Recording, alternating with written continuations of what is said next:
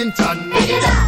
This meeting place, this melting pot, this entry point for the builders of our nation. Historic Bridgetown and its garrison. Big it up, our military, we celebrate for centuries of history. Big it up. Tradition and culture, our heritage. Historic Bridgetown and its garrison. Big it up. Our Bridgetown, jewel in our crown, worldwide renowned, from Garrison to Kensington. This meeting place, this melting pot, this entry point for the builders of our nation. Historic Bridgetown and its garrison. Big it up, our military. Good evening, everyone. Welcome to the second webinar for Heritage Month in the Dollar and Cents of Heritage series. This evening, we are exploring the potential of heritage for the youth. We will be discussing what is needed from a policy perspective to get more youth involved in the heritage sector, both at the academic level and at an entrepreneurial level. Let me give you a brief situational analysis of youth in heritage. So let's look at the secondary schools. History is compulsory up to third form. After that is optional. Recently, the Ministry of Education, in collaboration with UWI, University of West Indies, KPhil, has drafted a history syllabus for both the primary and secondary schools, which is now being reviewed by stakeholders. And the focus of history in schools is mainly surrounds activities in November, basically independence and NIFCA. Unfortunately, on the business side of heritage, it is not much promoted to the youth.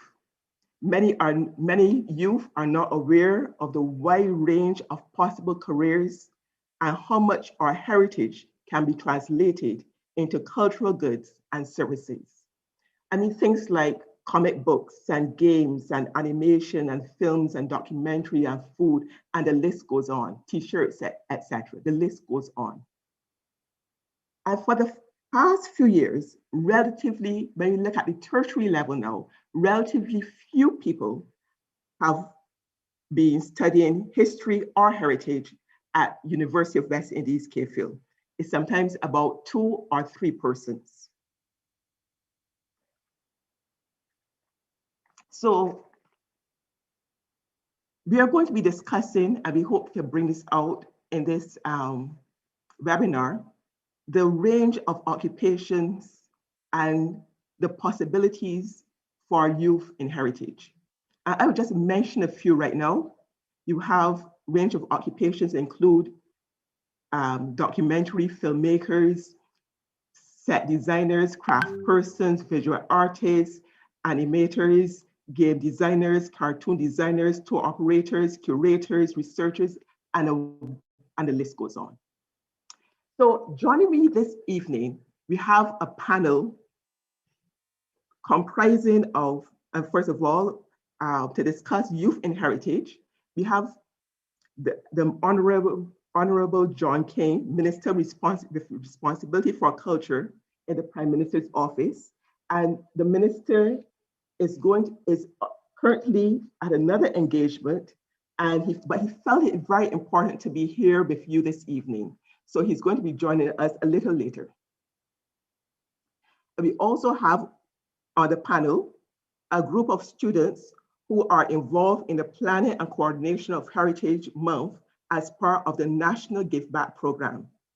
And there are 3 students: Makisha Carter, law student at the University of West Indies; Anisha Wood, postgraduate student at University of West Indies; and Ms. Samantha Allen, postgraduate student at the University of the West Indies.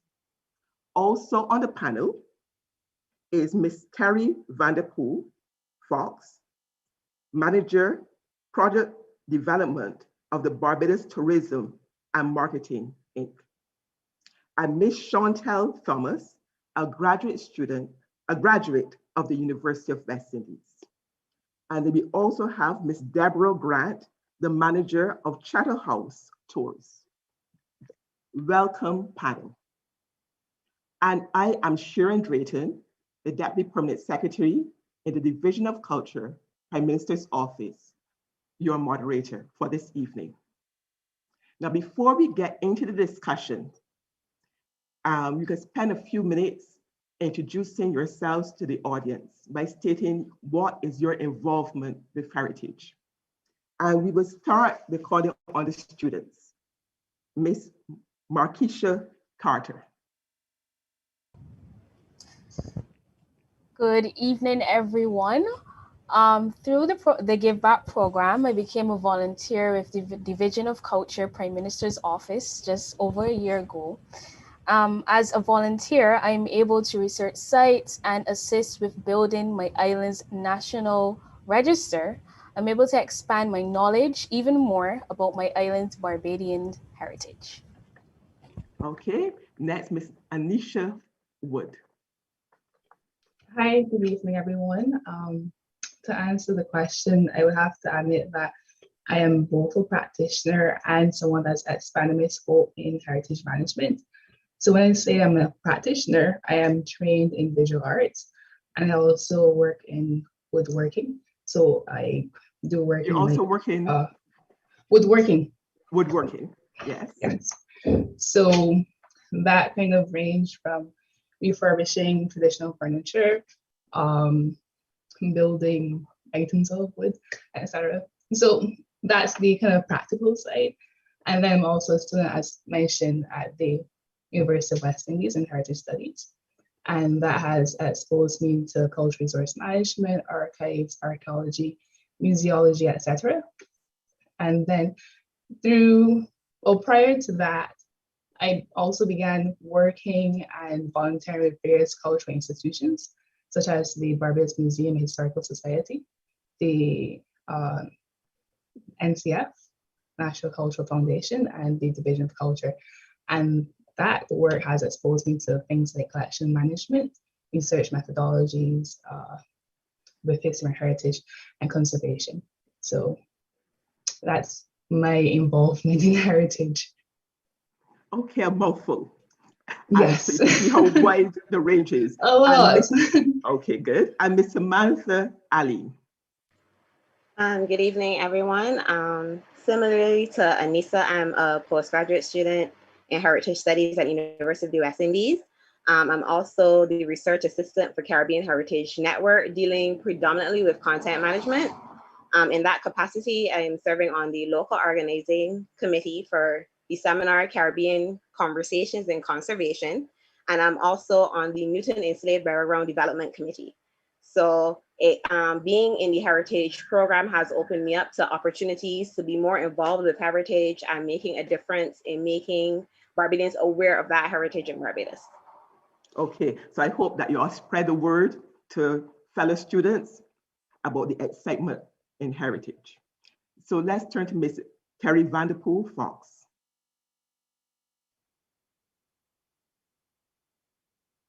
You're muted. Ms. Vanderpool Fox. Yes. Thank you so much. Sorry about that. Terry Vanderpool Fox, Manager Innovation and Strategy at the Barbados Tourism Marketing Inc. I've been in that position for about 5 years now.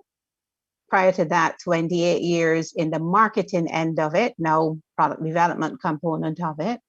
I also sit on a number of heritage committees. I am a member of the PR subcommittee for World Heritage. I'm also a member of the review committee for the National Register of Historic Places.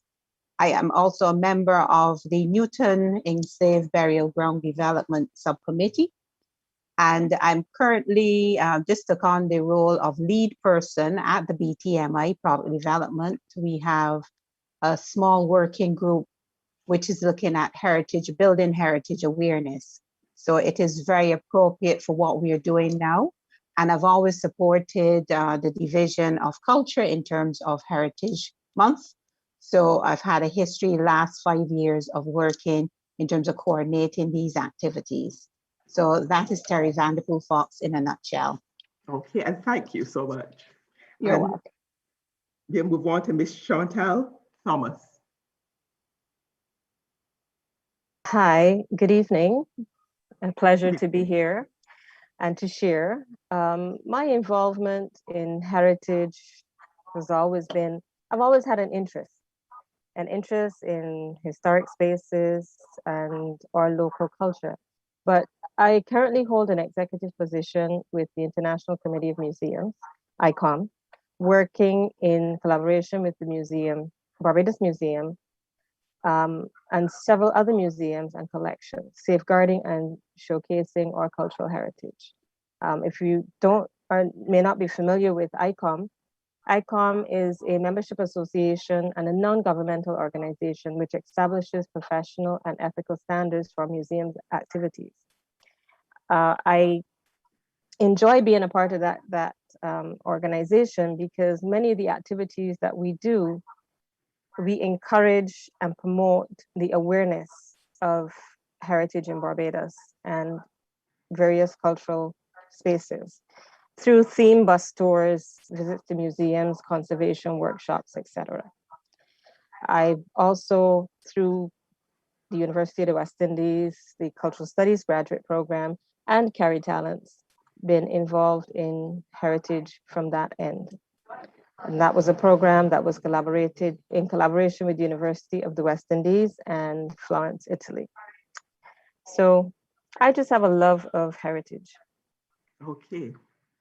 I hope you share that love with others as well. I do. Okay, good. Thank you. And then Miss Deborah Grant. Greetings to everyone and a special recognition to Juneteenth, just sharing with our brothers and sisters in the United States as they celebrate today. I am the master chatter at Chattel House Audio Tours, and that is the audio part is missing from the title of the company, which is very critical because we wanted to bring heritage and the story, but we want to bring it in an exciting way. And therefore, it was important that we do it in a medium that was certainly more accessible to the persons of today coming into our story. Chattel House Audio Tours was born out of a passion for us to tell our story because I discovered that many persons in Barbados in particular was not aware of who we are as a people, or all of our achievements and our tenacity as a people. And I wanted to be part of the change, to make that change a reality. And I wanted to do it, mind you, I would have been into heritage my entire life unofficially and informally. And when I got the opportunity to make it my life work, I definitely jumped at that opportunity. It's interesting that the name Chattel House, persons think it's stories of Chattel Houses, but actually, if you know the story of Chattel Houses, it's our story. And our story is not about, I don't tell the story of slavery in and of itself. I tell the Barbadian stories, whatever those stories are. So I'm very excited to be part of this discussion this evening, and I'm hoping that all of my dreams and aspirations for heritage in Barbados will join with the others, and we'll see things moving forward in a positive and exciting way. Thank you. Thank you. So even the fact that you have shared such a wide array of different skills and different activities that you do in heritage for to earn a living, even in that in itself would hopefully pique some person's interest. So let us start with the students on this. And we already spoken in terms of what is your involvement in heritage. So we would then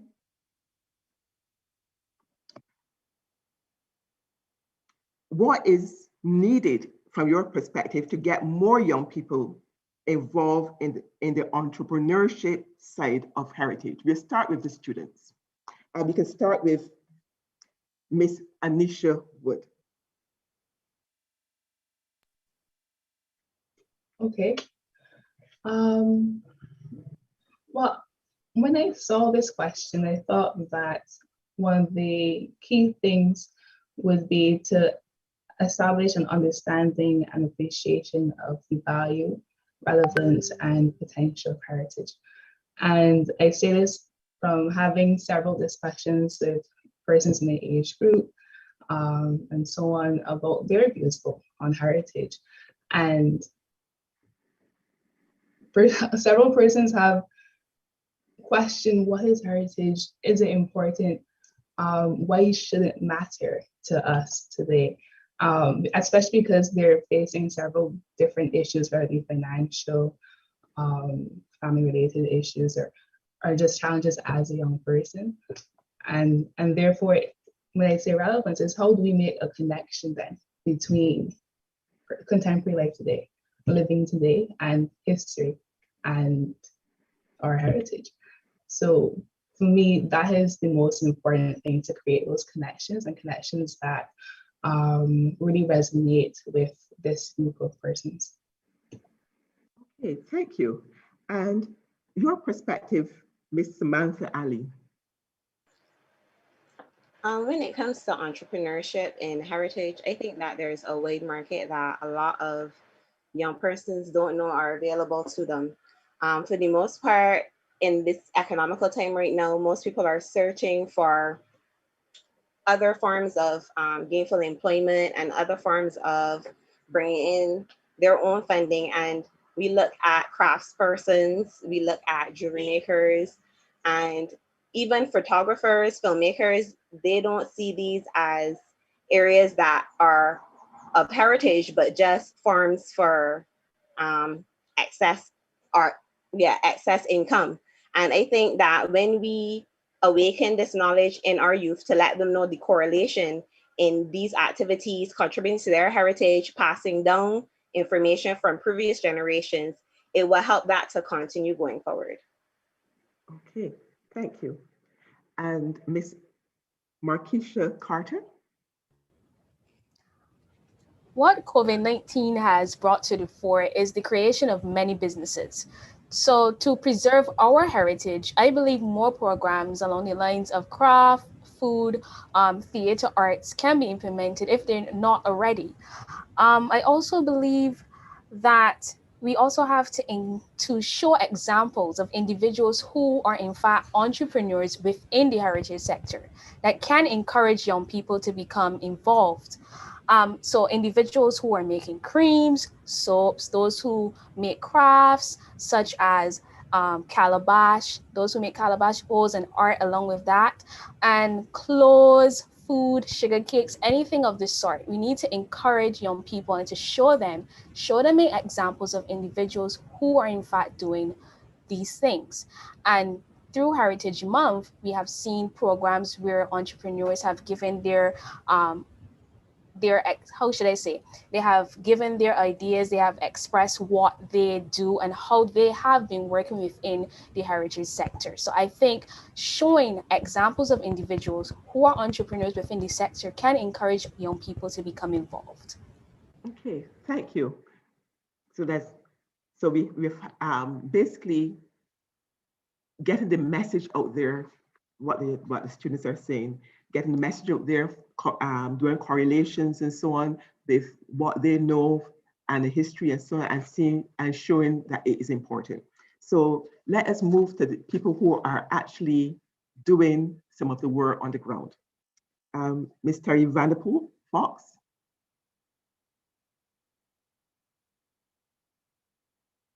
Hello.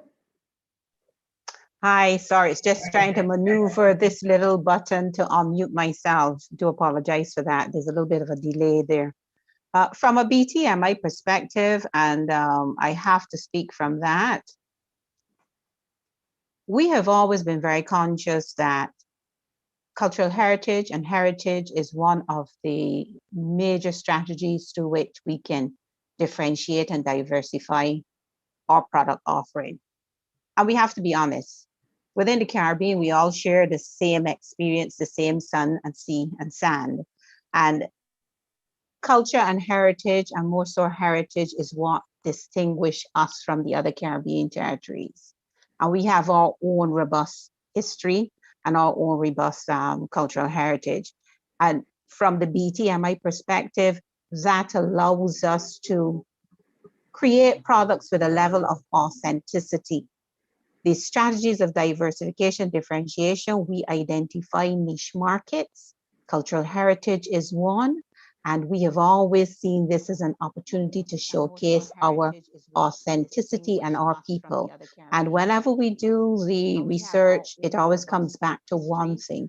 People travel to Barbados and the level of repeat business that we have, it's about the people. It's the friendliness of the people. It is their experiences with the people. And you cannot get any more authentic than showcasing your heritage. So for us, our heritage is our identity. It's our ability to express ourselves through our values, traditions, our cultures, our artifacts. We have our tangible and our intangible heritage. And these are our assets, and we have to sell them. It makes us who we are. And we are being told now that that visitor is coming for experiential opportunities. They want to get into, to coin a phrase from a former CEO, the DNA of the Barbadian people. And you cannot become, as I said, more authentic than when you showcase your heritage of who we are as a people. And I do agree with Anisha in terms of we cannot comfortably sell that unless we are very conscious. We have to have a conscious awareness of what our heritage is. And we have to be comfortable in that skin. And it allows us that opportunity then to create products around who we are as a people.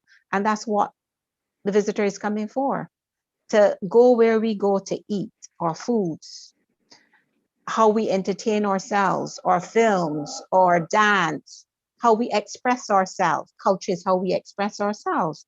And our festivals, a lot of it comes out in that. We have the music, we have the camaraderie, we have the foods, we have the arts, the craft. Our festivals tend to display that, and festivals are a major part of our culture and our heritage. So it's about us being then very conscious that if you're coming for an authentic experience and you're coming to Barbados, that is what we have to portray. Our heritage in all its expressions of who we are, so that the visitor enjoys and understands who we are as a people when they leave. Yeah. Okay, so thanks for sharing that. And we have to come back to some of the things you said there again. That's right. Okay, I know it's good. quite a bit. Ms. Chantel Thomas. I embrace everything that Terry has said, but to get to the product, Terry, we do need to create that interest and awareness of heritage within the youth. And I'd say we need to go back to the primary level, make some adjustments to the educational curriculum from primary right through secondary, introducing heritage-related subjects. Youth need to understand who they are. We can't create the tourism product if we ourselves are not, speaking it, breathing it, believing in it, and understanding who we are. To be proud of our identity. Encourage schools to have tours or heritage sites. Draw the linkages between those sites and their real lived experience of heritage, history, and culture. Samantha and Markeisha, I agree with your points. You have to draw the correlations to bring value or to show value of the heritage itself, encouraging these students to understand, you can't have one without the other. I would suggest that we, as cultural and heritage professionals, collaborate with the Ministry of Education and coordinate presentations or classroom activities about various aspects of heritage at all levels of the school system.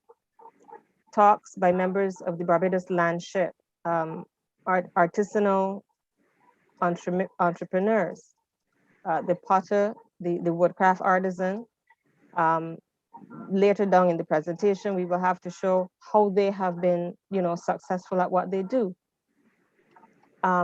Organizations like ICOM Barbados, the Barbados National Trust, and through programs with the Barbados Museum and the Historical Society. These entities all need to work together with the Ministry of Education, the schools, to empower our students and empower our youth to understand who they are. National Cultural Foundation, Pinelands, the IDC, these are organizations that have programs that can stimulate their interests in various aspects of heritage and culture. I have been exposed to a number of schools in my line of work. And the Pelican du Flicky was always talked about by many who carried their children to that weekly event. You hear it right through the diaspora. So demonstrating the value that heritage brings to our lives and the importance of maintaining our intangible heritage, our cultural practices and traditions, and the importance of safeguarding heritage in order to maintain who we are as Barbadians, pride of self, pride of nation. Okay, thank you. And Ms. Deborah Grant. It's always interesting when you come at the end of so many thoughts. You're almost tempted to say ditto, ditto, ditto, but I will not be tempted. I will not give in to the temptation. Heritage, what is needed? For me, the first thing is value. We need to recognize the value of heritage. I think we give lip service in many cases to the value of heritage. We see it as costuming or pottery or dressing up in February or putting emphasis in June, and that's it. We do not see the full value of a complete industry that this country can, in fact, build out of heritage. All we need is the space and the imagination to make it happen, the imagination to be encouraged to make it happen, and then the policies to encourage those thoughts to come to fruition. So what, as Terry said, people and heritage, you can go anywhere, many places in the world for the sun, sea, and sand. But there's nowhere in the world that you can duplicate Barbadian hospitality and friendship and personality and just who we are and our stories. And we're not only talking about our African heritage. We have Dutch influence, we have Jewish influence, we have so many other influences that we can share. So we have so much that we can do. So therefore, for the entrepreneur, the young persons, unfortunately, heritage and history has always been presented as a very boring research. It is this, and that's nothing that's engaging for them. Even when they read about these various persons, I did a virtual tour for young people just recently, and I said to them, imagine that, oh my goodness, Samuel Jackman Prescott became a member of parliament within 5 years of emancipation. Can you imagine that? Can you imagine what he would have accomplished in that short space of time? And one of the young people was like, yeah, so therefore you can do anything. I mean, if he's going to achieve that in that short space. So even in just sharing that story in that way already has given him the ability to just move beyond his regular space. And the other thing that we can, I was watching, I hope I have this name right, so please forgive me if I don't. Spin whatever. He just came back from New York. He took his walk-up business to New York. We do Zumba. We do all of these other things all over the world. Why can't we tell our young people, market walk-up exercise because really and truly we have allowed persons to taint walk up, and I'm using walk up because that's the easiest way. Everyone's going to understand me when I say walking up, all right? But we've allowed people to taint our natural rhythm and prevent us from using that natural rhythm to then become an economic earner. Something as simple as that, we can immediately put out YouTube instructional videos of how to lose. We got the figure 8 that's going around. What's the figure 8? A slower version of us walking up. You know, these are the things that we need to encourage our young people, that use your imagination. We talk about film, we can do children's programs. There's so many things that we can do, but we wouldn't be able to reach there if we don't see the value of who we are, our entire heritage story. Okay, thank you. Because you see a lot of different perspectives, and what's coming out, and we need to ask this question because I mentioned it up front about history and the importance of history and learning that in schools. And not only we're going to ask about the importance of learning history in schools, but maybe we want to have a spin on it in terms of how it's presented to the youth. So because, and we will start with Ms. Grant, because you mentioned how that people see it as boring. So it's not necessarily that the children might not like history, but we need to, we probably need to discuss what needs to be done. So over to you. We're going to ask you the importance of learning history in schools. Yes, thank you so much. Thank you so much for giving me the ball first time this time around. Yes, we can bring our stories alive to our children in a way that they would learn it. I mean, most times you're going to bring us history to the when we're talking about National Heroes Day, for example, we bring that story to every level of education in the same manner. No one says, you know what, let me do some caricatures and some music, little nursery rhymes, make a little nursery rhyme that would tell a different aspect of this particular national hero on this particular occasion, because we don't have to tell the same exact story every single year. There's so much about all of these national heroes, for example, that we can do. We can have a color competition and get them to learn more from that point of view. What might have been a color that Buster might have been wearing, or just try to come up with different ways to make the story exciting and put it in a way that they understand how it also relates to them as children.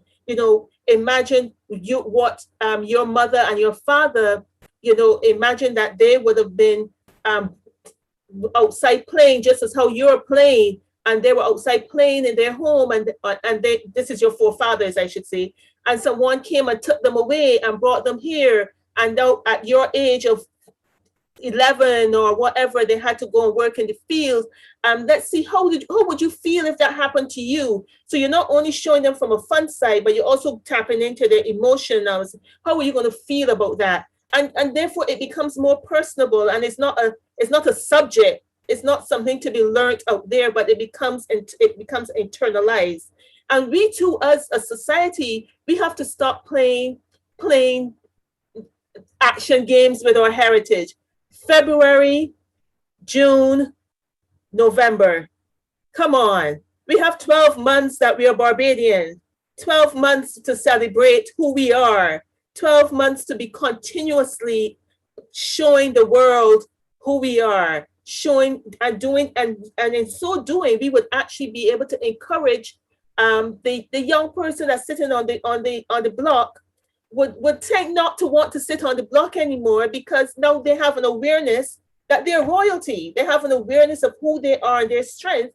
And that might start to change our whole mechanism of how we think about ourselves and our society, or community, or family. That starts to change. But we have to present it in a way that it is not book in 1627, such and such a thing happened. We have to stop presenting it in that disconnect way and present it in a more internalized way that they can absorb the information. Okay. Well said, Ms. Terry Vanderpool Fox. You have your perspective on the importance of history, especially in schools. I agree wholeheartedly with what Deborah said. And what is more important, I'm going back to the comments that we're not valuing our heritage. and maybe we're not valuing our heritage because it has not been told with the level of balance that is required. And recently I was having a conversation with Ambassador Kamashang, and the same principle came out. We need to tell the story from the bottom up, because most of the history books speak about the planter class and that top-down approach. We need now to have the bottom-up approach. We need to have more conversations on Bussa. We need to have more conversations on Rock Hall and that Freedom Village. We need to tell those types of stories of our people who were enslaved, but who made it through and became the backbone and craftsmen of our faith, who created and passed down those traditions that we have to hold value of, but we also have a mandate to pass down on those traditions to the youth so that they in turn can value them. And it is how we tell that story and how we pass that information on that allows them to then have that sense of identity. If we are not able to do that, we are going to lose a lot of our intangible heritage. We have to pass on those traditions, the way we do things, why we do things, even if we're looking at it from a family perspective. What are our family traditions? Why do we do what we do? Do we have a tradition of a certain type of occupation? Do we have a tradition of a certain type of skill and craft? Those are things that are part and parcel of our heritage and our identity. And we, this current generation, and I'm including myself, we need to be able to pass that on to the youth so that they can have that appreciation of where they've come from, who they are as a people, understand what our traditions or values are, so that they in turn can get the value, understand the appreciation, and be able then to see the possibilities, because we have to be able to present them to them. We have to create also an enabling environment. Remember, we as policymakers also need to make sure that they are able to move through that, I would call it, bureaucratic river that need to help them in terms of creating the enabling environment for them to see the ideas, be able to create the products. But we have to create that enabling environment. We have to look at things like the Cultural Industries Bill. We have to look at things like funding.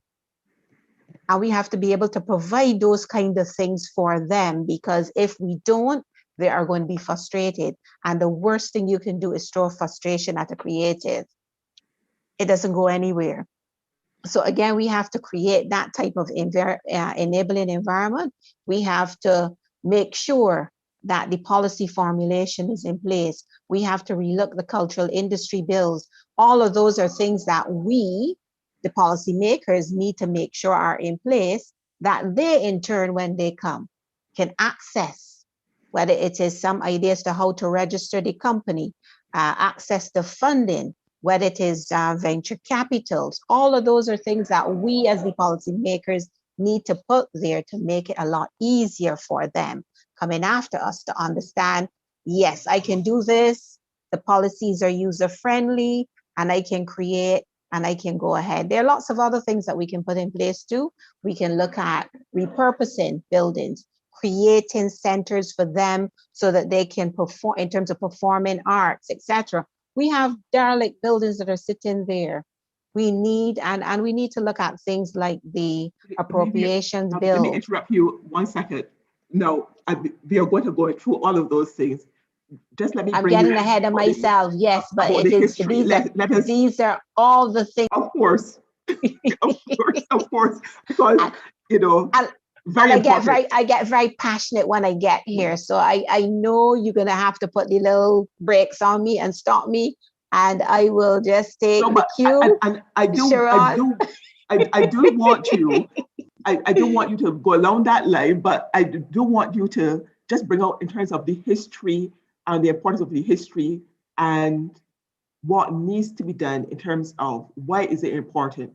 What do you think is important to study history even in school, and how can we present it in a way that people find it exciting, the children?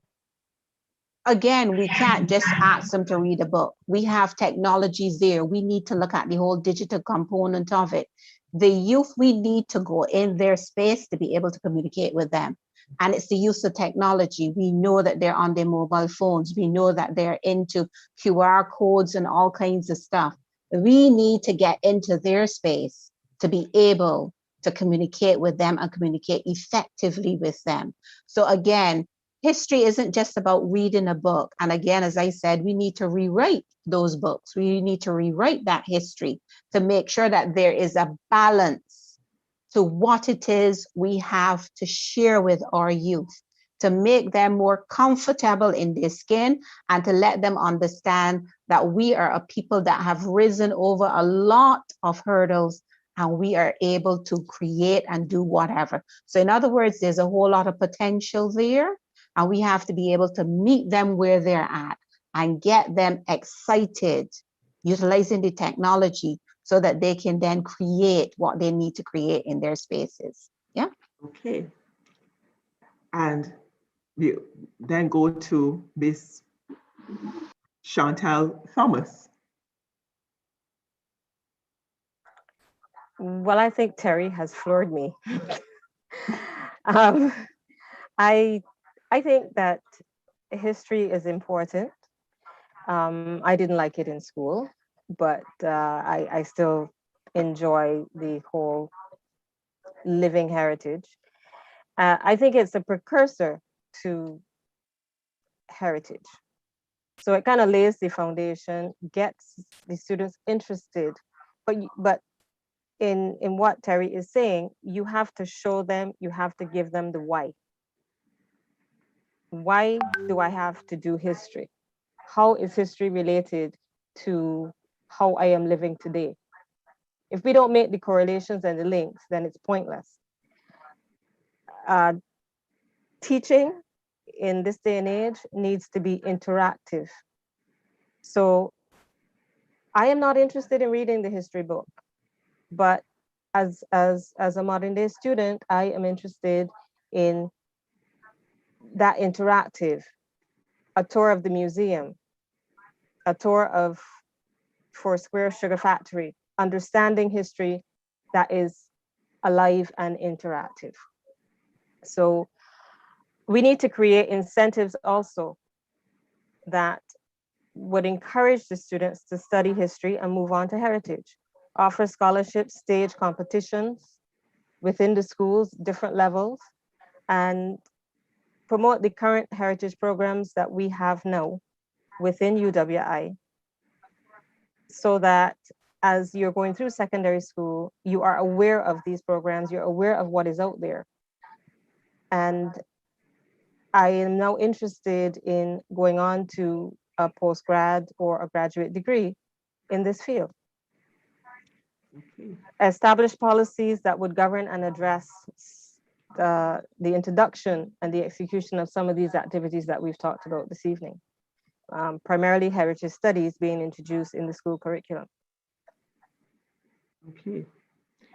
Now we're going to, thank you so much. We're going to move on now to the students, the current students. And I want a slightly different perspective from you, especially why is it important and why you all chose to come into that field? You know, in terms of, especially the ones who have done, are studying heritage, you know, so that perspective, why and how do you, so if you get that perspective, we would know, it would better make us able to understand what we need to do to encourage in terms of the history and so on, to make it more exciting for the students. Okay, why is it important? And we'll go to Miss Anisha Wood.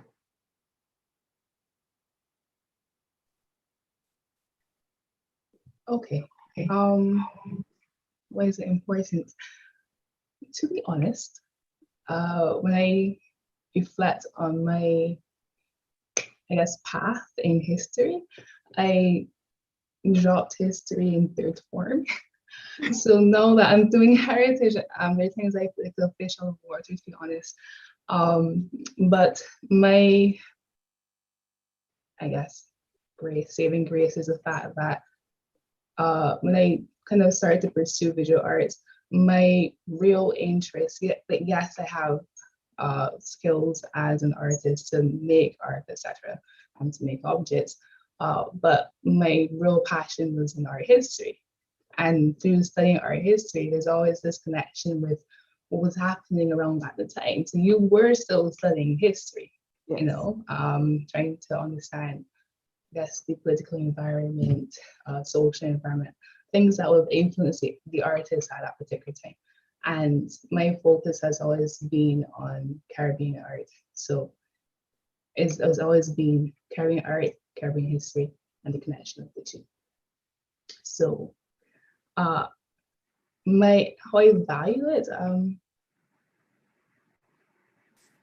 that's interesting. I don't know how to express how I value it. It is who I am. You can't necessarily separate it, and that's now wins a heritage too, and an identity. So it is key and core to who I am. And I have to say too that persons learn differently. I've always been a textbook person, but some of the most memorable things for me would have been being exposed to different cultural events, like going to NIFCA Gala, or I've always remembered after the UNESCO World Heritage inscription, there was a event hosted by NCF, I think, where they had reenactments of different characters that would have been within Bridgetown, and that's always stuck with me, you know. And I mention that because we can learn history from textbooks. We can also learn history through various other methods. And other panelists will have mentioned this, that it would be more interactive, more engaging. We have a panelist that do audio tours, and I think that is great. Why can't we go through Bridgetown and stumble upon a QR code and scan it and, you know, hear that audio tour, or hear the story of someone that lived in or lives currently in Bridgetown and why they value it as a World Heritage Site, why is it important to them, and how has that space changed over time, you know. So there are different ways in which we can definitely engage with history, and there's a lot of that can be done that would encourage younger persons to have a greater interest in that history, so that they don't, I guess, be dismissive about it, but actually talk about it. I hope I answered the question. Yes, it does. And Okay. And we're going to go on to the other students. I would like, since you mentioned about audio tours and those type of things, we want Ms. Vanderpool Fox to just remember that note in terms of commenting on that and what they're going to do to get not only cater to the tourists, but cater to even our own students in terms of rolling that out, getting those audio tours and etc., so that people can learn history in that method as well. Okay, so let us move on to Ms. Samantha Allen. What are your thoughts in terms of how important is history, and why did you study history, and if so, why or why not? Okay. A lot actually of what Deborah and Terry talked about was kind of my personal experience with history. From the time I told anyone that my undergrad was in history, it was like, oh, you like reading. It probably was just a lot of reading. And it was frustrating because it was more than reading for me. And I think like what really hit the nail on the head for me was what Chantal said. It was the interaction. And to be honest, my choice was not history for university. I went in, it was going to be a psychology major. I had everything planned. And I took history as a course outside of the program. And after doing archaeology, I fell in love. I switched programs and I knew that history was where I wanted to be. And it was the interactivity for me. That's why I chose heritage, because the lineup of the courses, the syllabus, calls for that interaction. It wasn't just about reading books and looking at information and regurgitating that information. It was a hands-on approach. We were learning about museum management and curatorship. We were learning about archives and records management. We were using how these things are applicable in everyday situations. And that was the intrigue for me. And to touch a little bit about what Chantal said in the previous question, it really starts from the lowest level possible. Like, we don't do anything really in primary schools. And I think UNESCO has a World Heritage in Young Hands educational resource kit for teachers. And I'm saying it's not only about World Heritage, it's about heritage on the whole. But if we had heritage like things in our syllabus from as young as primary school, you would pique that interest. And how it's presented would change things dramatically for the enrollment that we have later on going into university. If we had showcases in primary school where teachers assigned like characters to students. Oh, your target is going to be Grantley Adams, Sarah Ann Gill. The children are forced to go home, interact with family, learn, research, and come and bring their own interpretation of that heritage that they're learning or that history that they're learning. So I think that is important because that all leads to national identity, and not just singularly, but as a whole nation, as a whole Caribbean.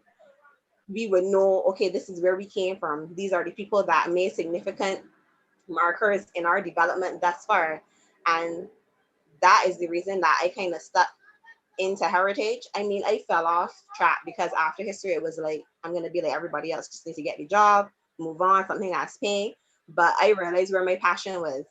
And I just had to get back to it. And I had to make sure that I integrate myself into it and find ways that I can contribute and help my nation be aware of these things going forward.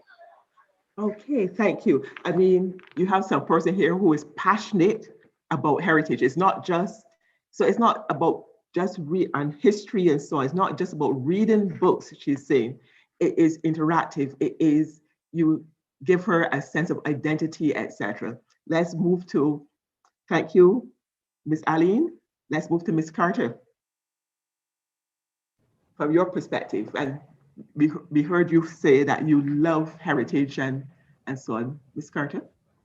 Yes, I am currently a law student at the University of the West Indies, Capefield campus. And what would have brought my interest into Barbadian heritage would have been at the primary school level. And I remember going on a tour to the museum where we would have been able to view Barbados in the past. We looked at couscous grass beds, and it was very exciting and intriguing. And I think having programs within the schools, we have to make sure that we spark their interest at the primary level. And that is where my interest and love for Barbadian heritage came about. Even though I would have turned into becoming a law student, I still very much see the importance of Barbadian heritage. It is very important. And I studied history at the CSEC level, and that even sparked my interest even more. I went on into sixth form, where we have a compulsory subject called Caribbean Studies. Even though it focused on the Caribbean, it also focused on Barbados as well. And I've seen where we as a country have come from, where we need to be going. And so there are programs that we need to instill at the primary level, because making that impact at the primary school level is crucial before we get to the secondary school level. So we have to make sure that we in comprehensions, for example, grammar and stuff, we have to make sure that we have poems and essay excerpts from Barbadian writers.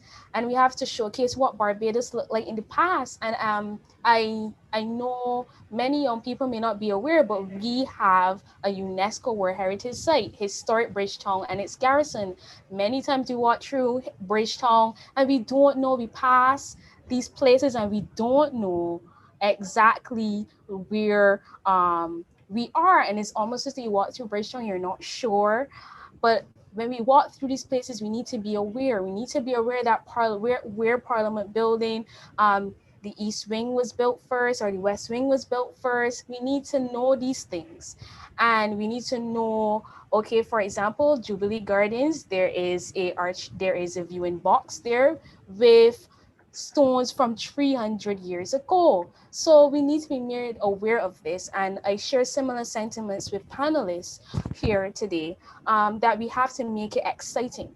We have to also remember that we have to remind our students not just once, twice, or 3 times a year. We have to constantly remind young people that this is who we are.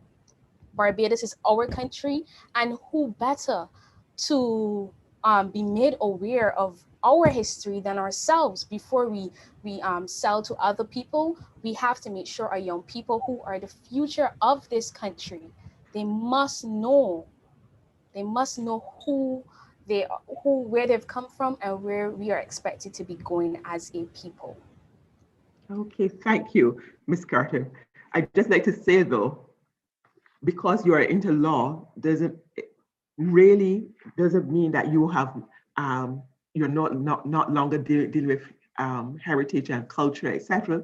Because even with law, you have the intellectual property rights and all of those things that pertain to our heritage. So just remind you that in a lot of different areas, in your area, we deal with heritage as well, okay? So let us move back now to especially Miss Vanderpool. We had a comment from Miss Vanderpool Fox.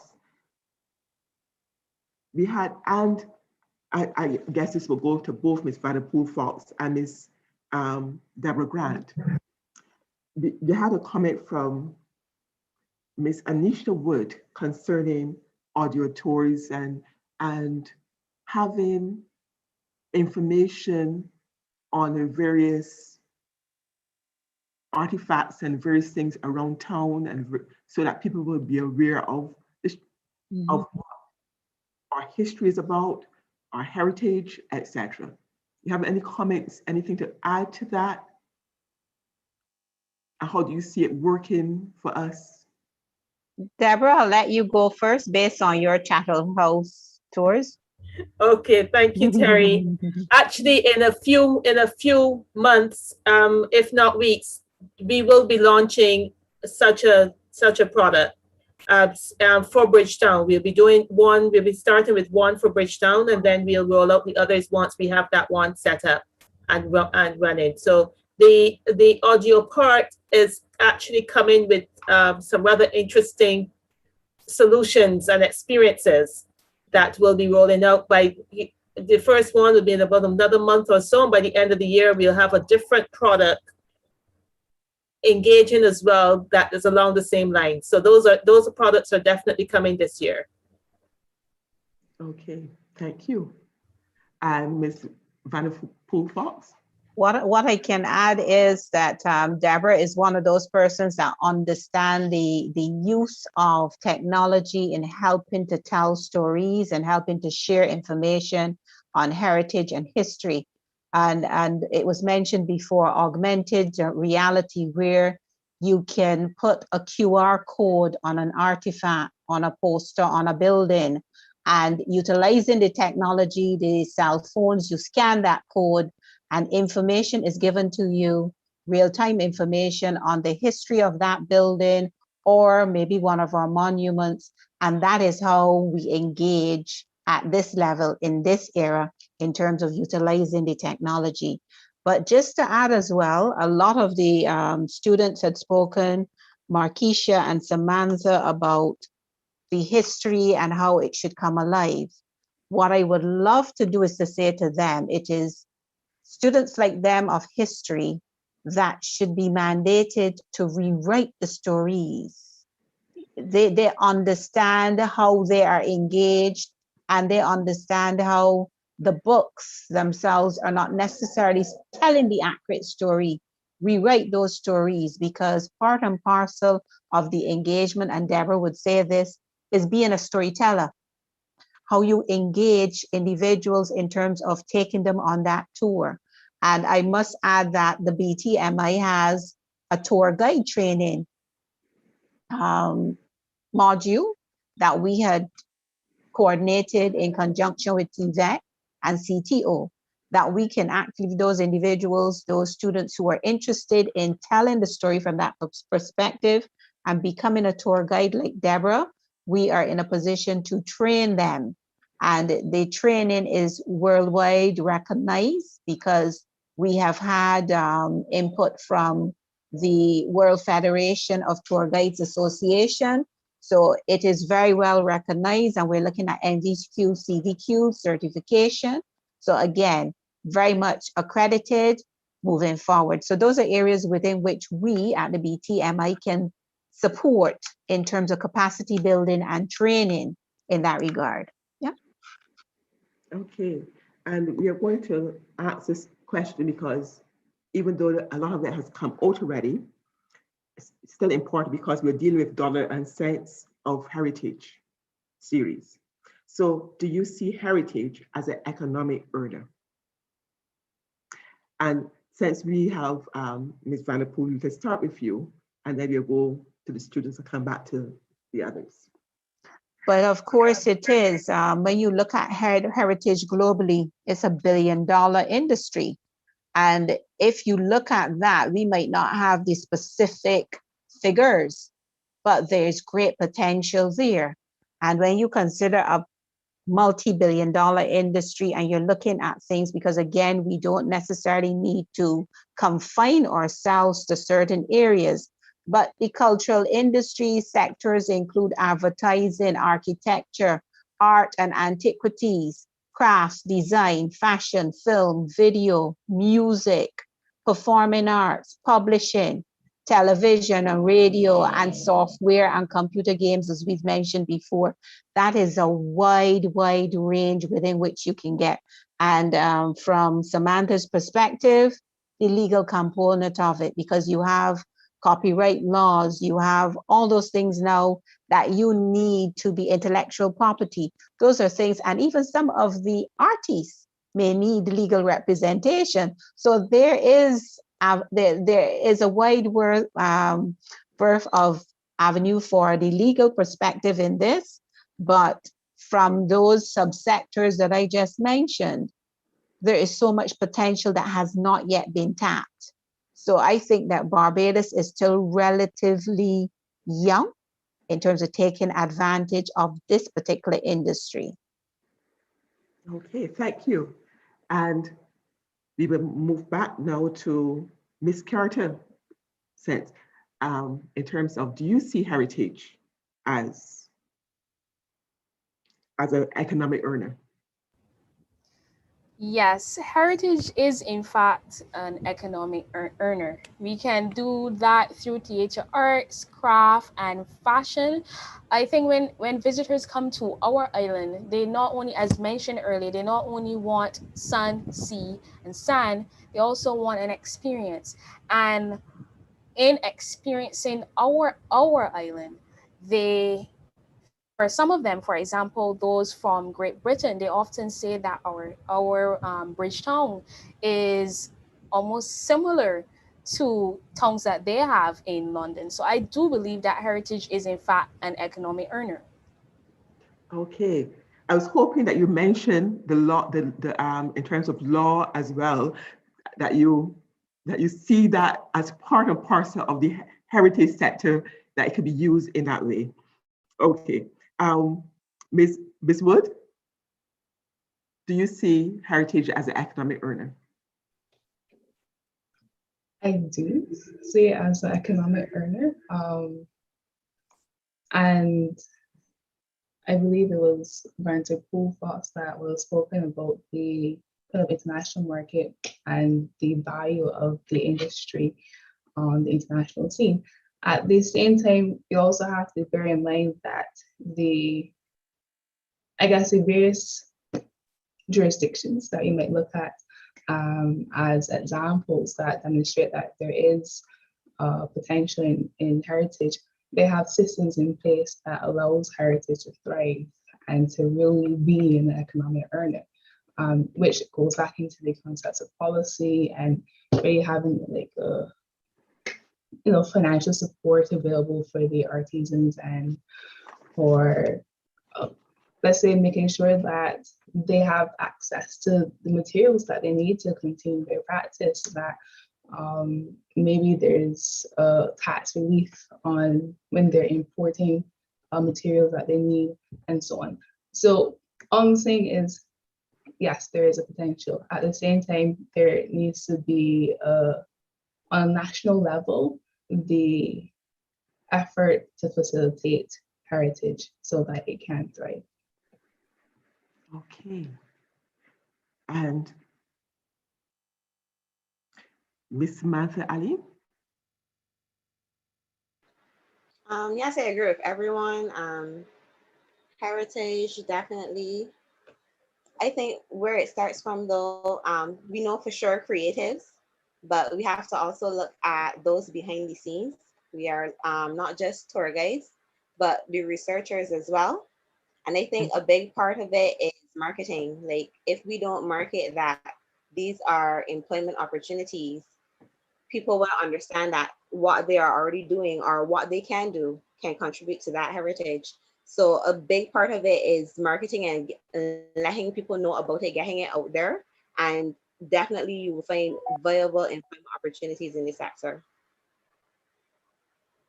Okay, thank you.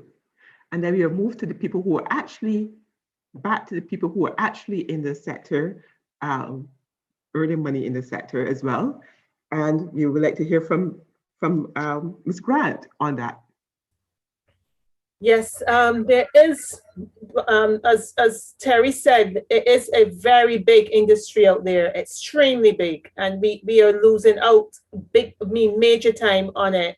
And I don't want us to concentrate on it so much from the point of view of tourism, because we can do it as it has a local marketability, and it has international from the point of export earner.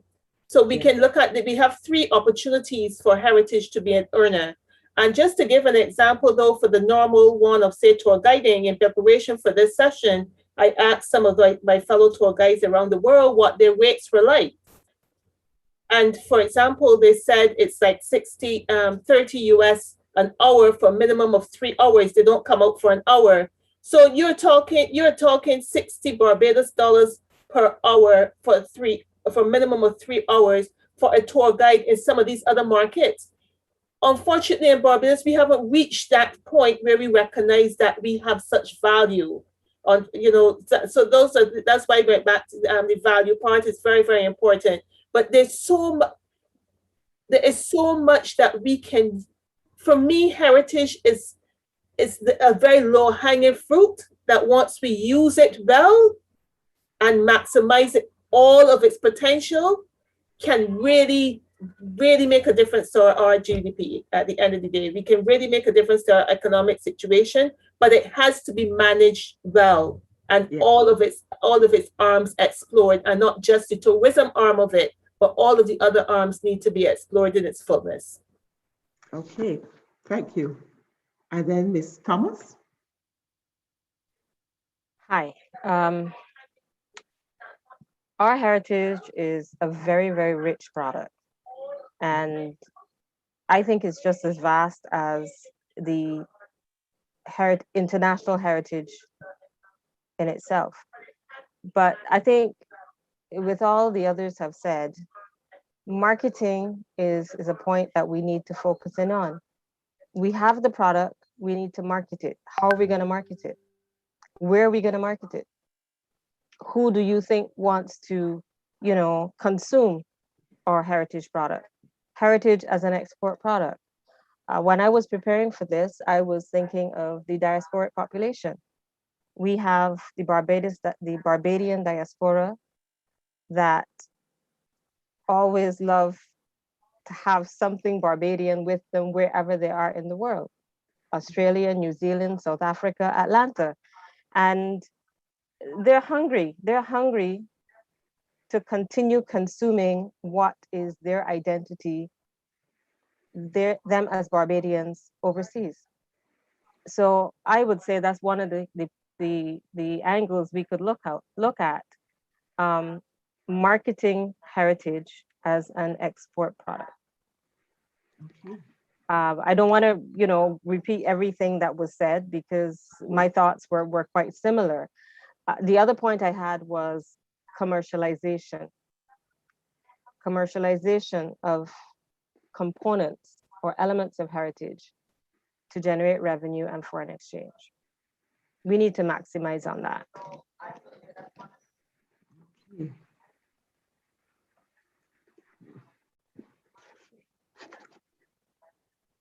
I know that it was brought up several times in terms of, we heard from most people that we need policies in place in terms of from a governmental perspective, um, in terms of heritage and having heritage at the forefront and so on.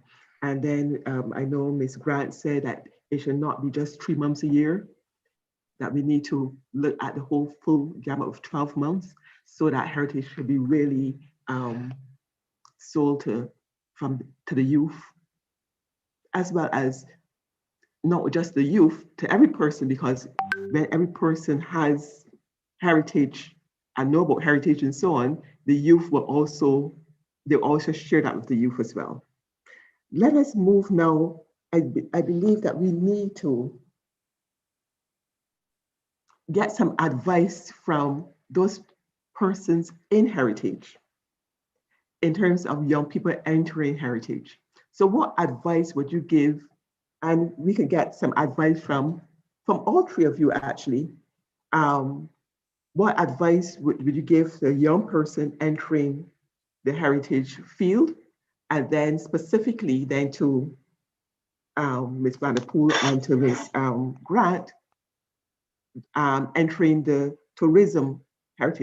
heritage tourism field. So first, the last person is Ms. Thomas. You want to say anything about that? As far as getting into the field of heritage as a profession, as your daily bread, I think you have to first, the passion with which many of us here on this panel discussion. Okay. Yeah, remember, there's so many of us here on this panel that have a passion for heritage and culture. I think that's where it starts. So if you love something and you are going to now go into it as a profession, you will do well. So that's where I would start with the encouragement. I mean, okay. Also look at what is it you want to do? There are so many different careers in heritage.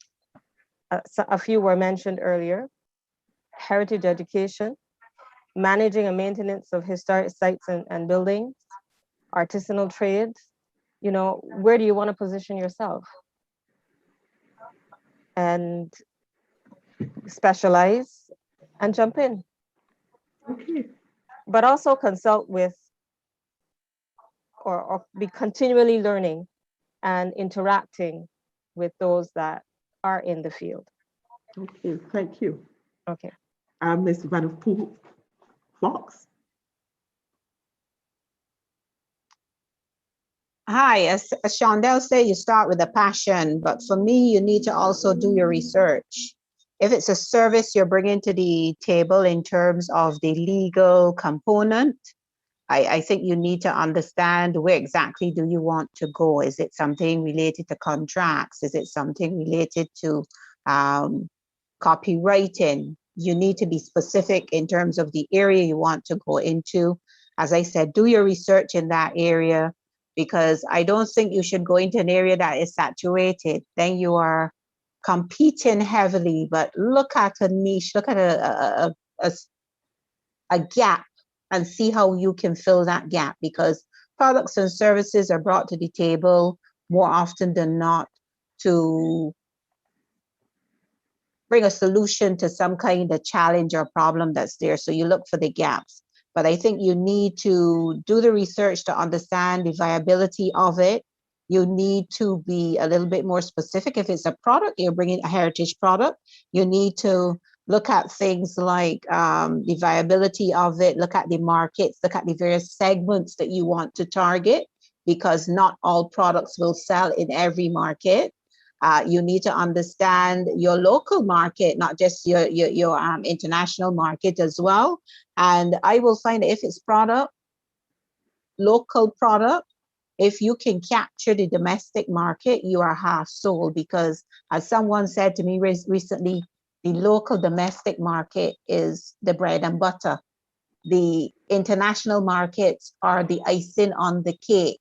So if you can get that business as a constant because you've targeted them and you've created that product for the local market, you're assured because they're here 24/7. The visitor is coming and going. If it's a product and you're looking at international marketing, you need again to do your research in your markets, understand your segments. Which segments are you going to go after and target? What type of messaging you want to get out of there? And as Deborah put on the table, pricing. Pricing is always very, very important. And I find that that's one area where we seem to be a fall down on. We're not too sure what kind of price to put on it. As Deborah would have done, do your international research, see what the other Caribbean territories are offering, see what the international market is offering for similar type product, and then you look at pricing from that perspective. So I think that there's a lot of research that needs to go into it. Yes, you start with a passion, but you still need to do that research component of it so that you're sure when you have that product ready and packaged and you're ready to go to market, you know the exact markets you're going into. And it's not trial and error, because there's too much time, effort, and money that goes into creating that product or service. And you need to be sure that when you're finished, people are going to purchase and you're in the right market for your product. Yeah. Okay, thank you. And we'll go to Ms. Grant, but we need to go to the question and answer session. So if you could just give like 2 points of advice. Yes, I'm going to be very quick. First thing, know your why. If you know your why, then everything else is going to fall into place. But if your why is just to earn money, that's going to be a little challenging. You're going to find you will not be able to overcome your challenges. So make sure that you know your why, you're passionate about what you're doing, but make sure your why is not financial. Okay. And I'll end on that. Okay, thank you. And let us say the minister has been unduly delayed, and so he just sends his apologies. But he wish every person obviously all the best because and continue, because obviously this is his passion as well in terms of heritage. Okay, we just turn our attention now to the question and answer section.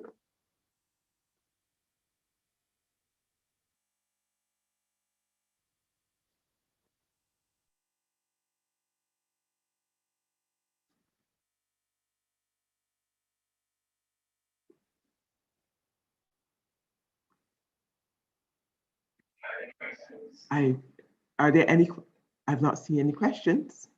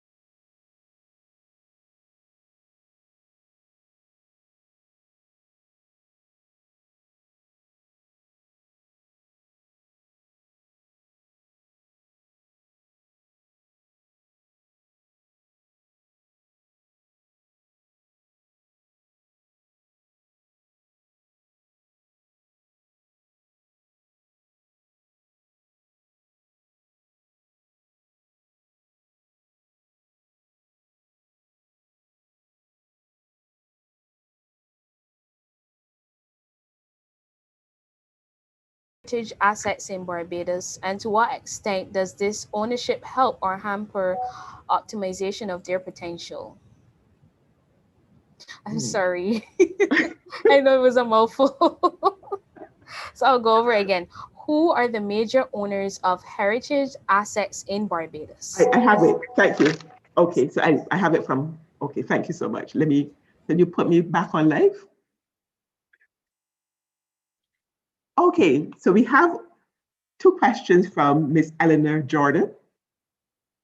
And she's asking, who are the major owners of heritage assets in Barbados? So I don't, who's the best person to answer this question? Ms. Vanderpool Fox, perhaps? Yes, I'll jump in there. Yes, Eleanor has asked about the major owners of our heritage assets.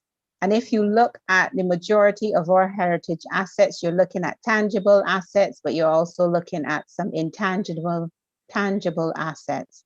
Majority of our tangible assets would fall into things like our monuments, our plantation houses, and various things of the sort. Quite a bit of that is still in the hands of the private sector. Some of it is owned by government, but optimization of it, again, these are scenarios where you have to have strategic partnerships, you have to have collaborations. From the BTMI perspective, we don't own any of these assets. So for us to be able to promote and create packages around, there has to be collaboration, it has to be partnership, it has to be an opportunity moving forward, as I think, joint ventures. And it's a case where you have to have that dialogue, you have to invite the partners and you have to engage, even within the wider communities where there are some intangible assets, we have to engage them at the level where they understand what it is we are about in terms of trying to create that product, and give them that opportunity to come to the table and be a partner in creating that product. Because you have to empower them, but you also, certainly from a community tourism perspective, community tourism is by the community for the community. So we have to create that enabling environment and give them that opportunity to create the products and the services within the communities, from which then they can become empowered and they can also generate some revenue for themselves and look at poverty alleviation. So most of it is owned by the private sector, some of it by government, and it is about collaboration and partnerships to make sure that we optimize the potential. Of course, you've answered the second question by Ms. Jordan, because she asked, and to what extent does this ownership help or hamper optimization of their potential? So you've answered the second question. And of course, you know, ownership, especially of buildings and so on, changes hands over time. So, you know, it depends then on whose particular hand, who actually owns the actual asset, that it would make a difference. Okay, are there any other questions?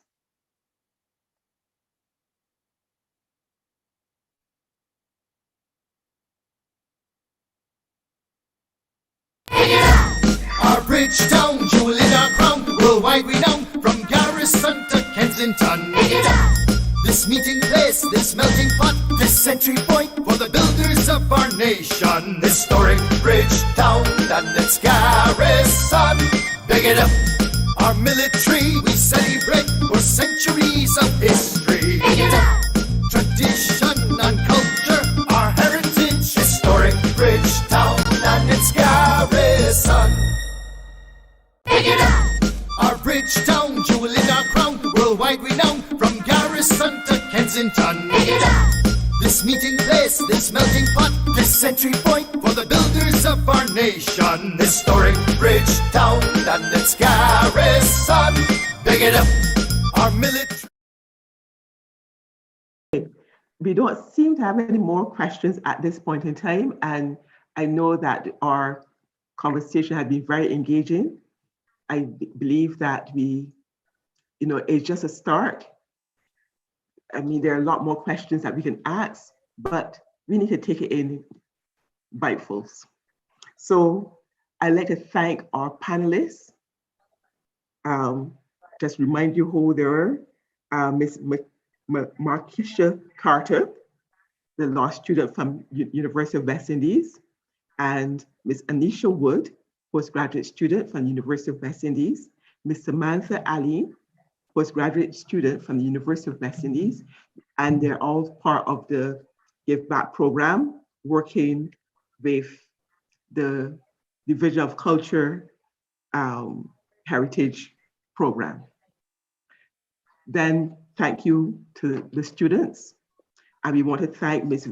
Terry Vanderpool Fox, the Manager of Product Development of BTMI, and Ms. Chantel Thomas, a graduate of UWI, and also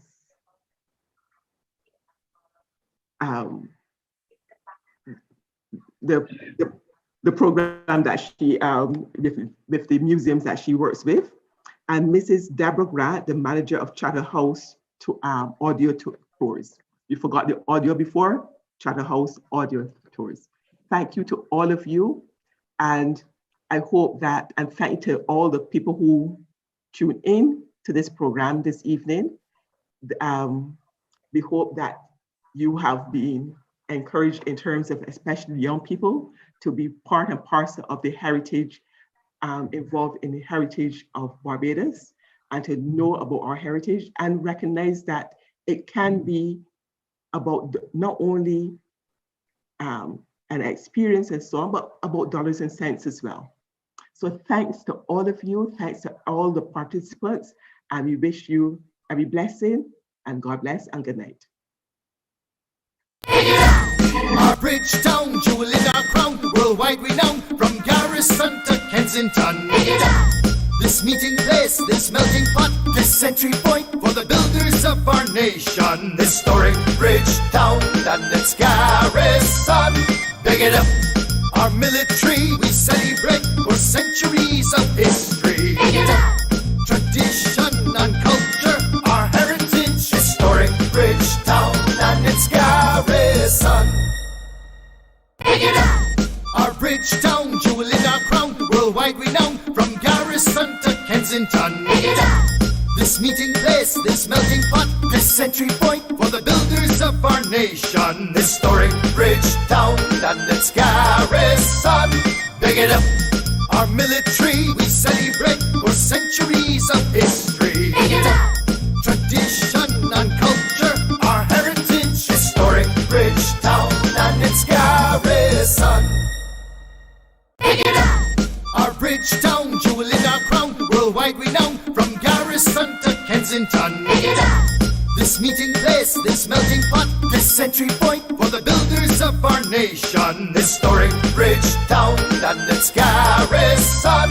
Big it up, our military, we celebrate for centuries of history. Big it up, tradition and culture, our heritage. Historic Bridgetown and its garrison. Big it up, our Bridgetown, jewel in our crown, worldwide renowned, from Garrison to Kensington. Big it up, this meeting place, this melting pot, this entry point for the builders of our nation.